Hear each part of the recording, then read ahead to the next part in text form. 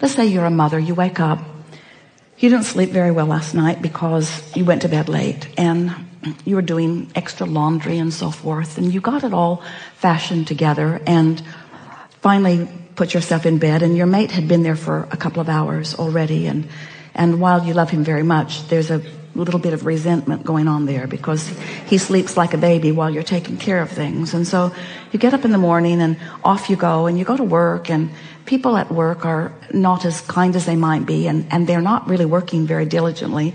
Some of them are goofing off, and your boss doesn't really know who's goofing off and who's not goofing off because he's never around, because he's off somewhere goofing off. And so you're feeling underappreciated and sort of overworked, and you've got this sort of drum that you've been beating. And so because it's the way you feel, because you feel underappreciated and overworked, then that's the way things keep turning out for you, and you can't buck your own current. And so then the girls that are in your office leave early, but you stay late because you're wanting to be diligent and valiant, and you'd like your boss to see you, but he left early too, so he didn't see you.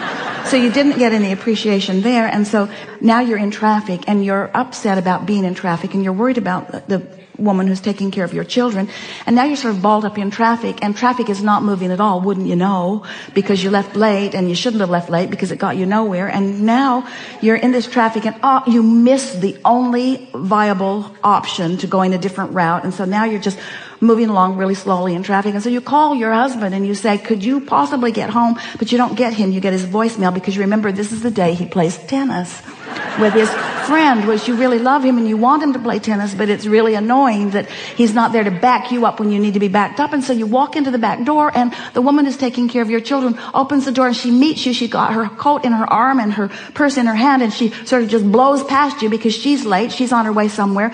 And as you turn around, your children are not even very glad to see you at all, because they're busy with what they're doing. They're squabbling with each other about something. Their toys spread around everywhere. So you're going to your kitchen, and you lay your purse down, and you sort of half-heartedly sift through the pile of mail and sort of put it into different piles, and then you pile it all together and you stuff it back in the corner. And then you sort of half-heartedly begin picking up some toys, and we say, you're having sort of a no good, very bad day. And the reason is because that's sort of where you started out, and you didn't do anything about it. And so law of attraction said, don't like that? Here's some more. Don't like that? Here's some more. Here's some more. This is the world that you've created, and this is the actualization that's coming to you. This is how you're meshing with life experience. And what's very difficult for most people to understand is that your world could be different if you felt different. In other words, if in the early stage of feeling that victim, or in the early stage of feeling that overwhelmed, if you could just find something to focus upon that would turn it around before it really gets a foothold in that day, an entirely different day would present itself to you. We're not kidding. Same players, same people, same boss, same people you work with, same traffic, same lady that takes care of your children, same husband, same environment, same everything, but you would resonate with them on a different level, and you would evoke from them a different experience. And the more you do it, the more your world would begin to reflect that improved state of being, you see. You know it yourself. You know people who run around as victims, and don't they always have a problem? Doesn't the world treat them badly? And don't you want to say to them, you're not making this stuff up. I don't blame you for feeling bad about that happened, or that happened, or that happened. In other words, you're not being dealt a very good hand. But the thing that then we want to say to all of them is, you're dealing your own hand. You're dealing your own hand, and all the cards are face up. You get to choose every single thing. There's no mystery in any of this once you begin to understand it, you see.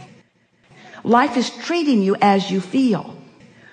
But then our friends say, wait, life may be treating me as I feel, but I'm feeling the way life's treating me. In other words, how do I get out of this cycle? I'm responding to that, and because I'm responding to that, I'm practicing a vibration, and now you're telling me I'm going to get more of that. We say, yeah, that is the way it works. So the big question that this gathering wants to ask and answer is, how can I get a vibration going that will bring me back the things I want it to bring back? How can I let everybody else off the hook? How can I regain complete control of my own point of attraction? How can I control my grid? How can I prepare my grid and raise the frequency of it to the level of my vortex so that wonderful things are just flowing into my experience day after day, moment after moment? And we say, First, you have to accept that you're vibrational. Next, you have to accept that your emotions are telling you what you're doing vibrationally. And next, you have to stop it in the early subtle stages when you feel yourself getting off kilter. You have to stop and look for something that feels better.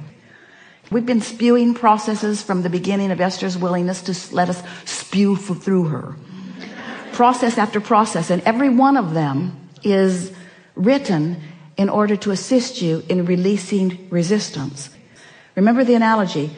You can hold that cork under the water, but when you let go of it, it's going to bob right back up. You do not have to work for that vibration. You just have to stop doing that thing you do that's disallowing it, you see. It's natural for you to feel good. It's natural for you to be clear-minded. It's natural for you to experience well-being. It's natural for you. So we'd say that which you call source is the most natural thing in all of the universe, and it transfers from lifetime to lifetime to lifetime. And that other stuff that you call devil or evil or wrong is the stuff you pick up along your physical trail and keep active as long as you're giving your attention to it, you see. And yeah, you pass it on to generation to generation. But more and more, these little ones are coming forth, knowing their well-being in a more fantastic way, and are less willing to let you convince them not of their well-being.